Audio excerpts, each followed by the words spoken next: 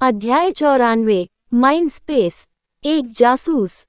ऐसे ही कुछ सप्ताह बीत गए और सभी लोग अपने जीवन में वापस आ गए।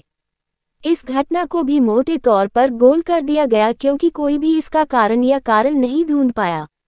चिंतित बुजुर्गों के एक समूह ने कबीले संरक्षक से पूछताछ की, लेकिन उसने कुछ भी उपयोगी नहीं बताया और केवल अस्पष्ट वाक्य सुनाए। प्रधान न्यायाधीश, जिनके पास कुछ सुराग थे कि यह ओलिवर के संबंध में था, ने भी और अधिक जांच की, लेकिन अंत में कुछ महीनों की लगातार जांच के बाद उन्हें कुछ भी नहीं मिला। वह जानता था कि मालकिन ओफेलिया भी निश्चित रूप से कुछ जानती थी, लेकिन उसने अन्य बुजुर्गों को इसके बारे में बताने की हिम्मत नहीं की।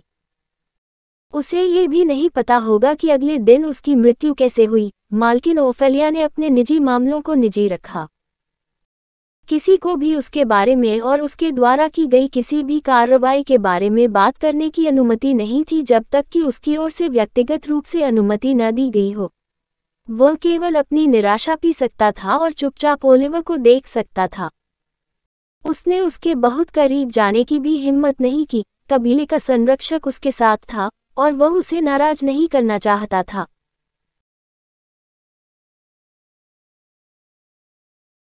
एक आंगन में ओलिवर क्रॉस लेग बैठा था और उसके सामने कई खाली शीशियां थीं जिनमें एक बार विभिन्न महंगी औषधियां थीं। जीवन शक्ति बढ़ाने वाली औषधि से लेकर एस्पेरा मजबूत करने वाली औषधि तक, उसने उन सभी को निगल लिया था। वह बड़ी मात्रा में एस्पेरा को संभालने का आदी हो रहा था। तो यह एबिस ऊर्जा है। उसने अपने मन में सोचा कि उसका हाथ अचानक गहरे काले लाल रंग में रंग गया था। ऊर्जा शक्तिशाली थी और भय और शक्ति के साथ स्पंदित हो रही थी। यह एस्पेरा से अधिक मजबूत है। दूसरी ओर एक रंगीन ऊर्जा प्रवाहित हुई। ये सौम्य और पूरी तरह से शांत था। यह उसका एस्पेरा था। वह पहले से ही अपनी बढ़ी हुई प्रतिभा की बदौलत इसे पूरी तरह से स्थिर करने में कामयाब हो चुका था। कहने की जरूरत नहीं कि उसका मासिक भत्ता दोगुना बढ़ जाने के बाद वह अपना समय विलासिता में भी बिताने में सक्षम हो गया। वह कबीले के बाजार में बिना पलक झपकाए कोई भी औषधि खरीद सकता था या लागत की चिंता किए बिना कोई भी हथियार प्राप्त कर सकता था। कई औषधियों की मदद से वह अपने एस्पेरा को दबाने और अपनी बढ़ी हुई शारीरिक शक्ति को भी समन्वित करने में सक्षम था।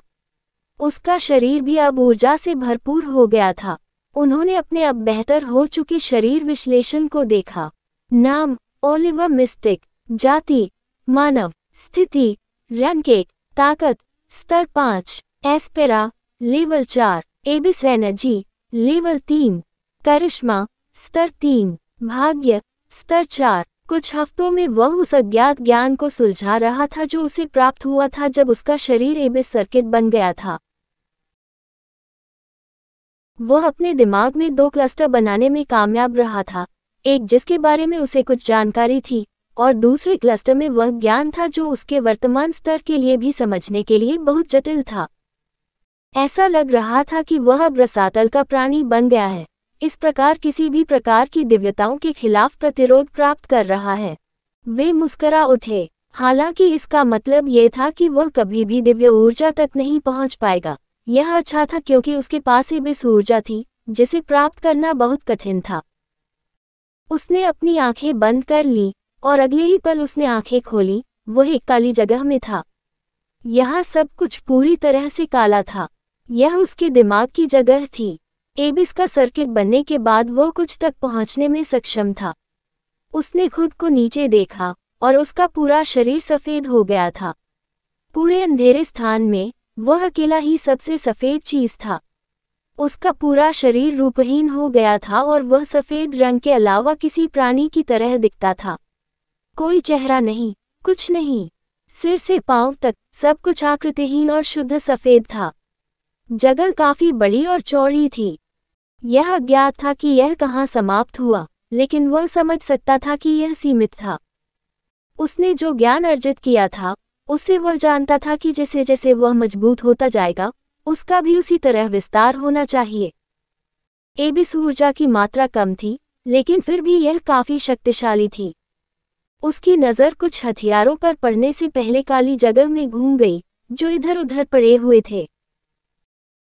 माइंड स्पेस होने के लाभ के साथ उन्होंने स्टोरेज रिंग की आवश्यकता को रद्द कर दिया था, क्योंकि वह सीधे अपने सामान को माइंड स्पेस में स्टोर कर सकते थे, जो किसी भी स्टोरेज रिंग की तुलना में अनगिनत गुना अधिक सुरक्षित था। बेशक उसने फिर भी दूसरों को ये बताने के लिए एक स्टोरेज रिंग खरीदी कि वह कोई असामान्य व्यक्ति नहीं है, और उसने अपनी वस्तुएं प्राप्त करने के लिए स्टोरेज रिंग का उपयोग किया। जब वे आपको पहचानते हैं तो कबीला वास्तव में उदार होता है।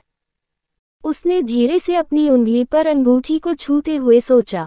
ये अंगूठियां बहुत महंगी थीं, और अपने मासिक भत्ते के बावजूद भी वह इसे खरीदने में झिझक रहा था। लेकिन सौभाग्य से उस घटना के कुछ दिनों बाद कबीले ने उसे एक उपहार दिया। उन्हें संदेह था कि इस अंगूठी को प्राप्त करने में प्रधान न्यायाधीश शामिल थे, ये देखते हुए कि कक्षों में जो कुछ हुआ उसका वह एकमात्र गवाह था, और ऐसे कार्यों के लिए अन्य बुजुर्गों पर उसका अधिकार था। चाहे कुछ भी हो, अंगूठी खाली थी, और अच्छी गुणवत्ता वाले हथियारों से लेकर औषधि तक सब कुछ अब उसके दिमाग में जमा हो गया था। वह अपने मन के स्थान से बाहर आया और उठ खड़ा हुआ। अंततः वह एस्पेरा, एक उमड़ती हुई ऊर्जा को महसूस कर सका। उनका जल तत्व कभी इतना सक्रिय नहीं रहा। उसे इसका बल और प्रभाव कई गुना बढ़ता हुआ भी महसूस हो रहा था। मैं अब तत्व के साथ रचनात्मक होना शुरू कर सकता हूँ।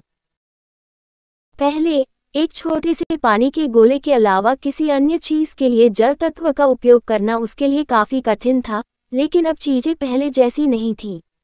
वह खड़ा है। इस समय वह पेड़ों से घिरे अपने आंगन के पीछे गुप्त स्थान पर था। यह एक गर्म दिन था और वह बाल्टी भर पसीना बहा रहा था, इसलिए उसने सामान पैक किया और आंगन में वापस चला गया। आंगन में पहुंचने पर उसका स्वागत एक अप्रत्याशित आवाज से हुआ जो पहले वहां नहीं थी और न ही उसे इसकी आदत थी। वापस स्वागत है, युवा मास्टर। नौकरानी की वर्दी में एक महिला पसीना पोंछने में उसकी मदद करने के लिए तौलिए का उपयोग करते हुए झुक गई। जैसे ही उसने महिला की ओर देखा तो उसने उसे रोका और खुद ही ऐसा किया। यह महिला एक जासूस थी। कहानी खत्म। अलविदा।